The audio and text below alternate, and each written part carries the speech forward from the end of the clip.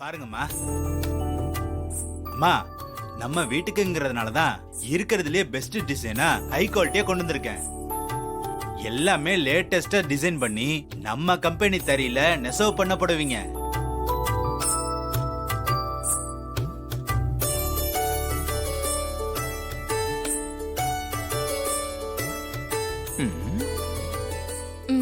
ரேவதி, உனக்கு தான் 2 பட்டு புடவை எடுக்கணும்.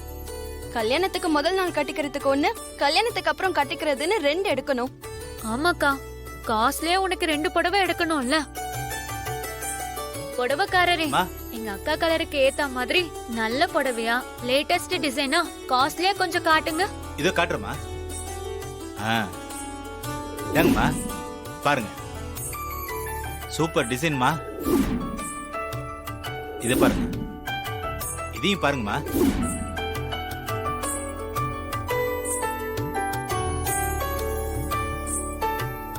இது எல்லாமே புது டிசைன்மா, நேத்து தான் வந்துச்சு. இப்ப நேரா இங்கதான் கொண்டு வரேன், நீங்க பார்த்து செலக்ட் பண்ணிக்கோங்க.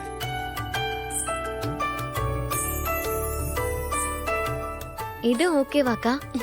இங்க பாரு, கட்டிக்க போறது நீதான். உனக்கு பிடிச்சா ஓகே தான். எனக்கு ஓகே தான். உங்களையும் ஒரு வாட்டி கேட்கணும்னு தோணுச்சு.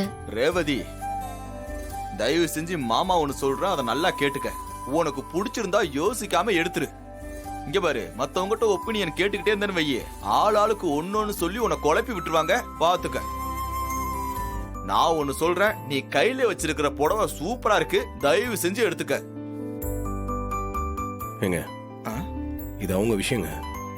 அவங்களுக்குள்ள டிஸ்கஸ் பண்ணி அவங்களுக்கு பிடிச்சதை எதோ எடுத்துக்க போறாங்க. நீங்க எதுக்கு நடுவில் நொயின்னு அதை நான் சொல்லிட்டே இருக்கீங்க? நொய்யுனா ஏப்பா ராஜா, நீ என்னப்பா லேடிஸ்க்கு சப்போர்ட் பண்ணி ஏன் வாய மூட சொல்ற? ஏப்பா நாம ஜென்ஸ் ஒரே கட்சி. யாரு பெரிய ஆளுன்னு பாக்குற இடமா அது?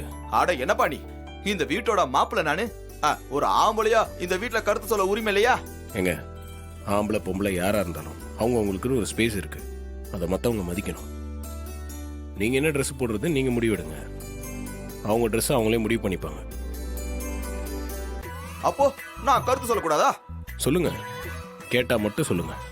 மாமா, இதுக்கு மேல என்னால இங்க இருக்க முடியாது, இது அவமானம். வாங்க போய் ஒரு சர்பத்தை குடிச்சிட்டு வருவோம். மாப்பிள்ள, இங்க புடவையெல்லாம் எடுத்துட்டு இருக்காங்க, நீ பாட்டு திடீர்னு சர்பத் குடிக்க போலான்னு சொல்றீங்க. பின்ன மாமா, என் மனசு எல்லாரும் புண்படுத்துறத பாத்துட்டு தானே இருக்கீங்க. லேடிஸ் தான் எப்பவுமே என்ன அசிங்கப்படுத்துவாங்கன்னா, ஆனா இன்னைக்கு நம்ம ராஜாவும் சேர்ந்து என் மனசை புண்படுத்திட்டான்.